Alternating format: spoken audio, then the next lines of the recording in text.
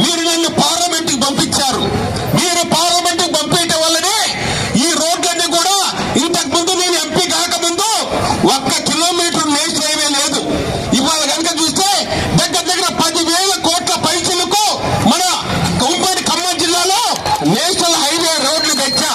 అంతేకాకుండా Bhadrachalam Kovvur railway line కూడా నేనే తీసుకొచ్చా. ఆ విధంగా దగ్గర 11,000 కోట్ల రూపాయలు కేంద్రం నుంచి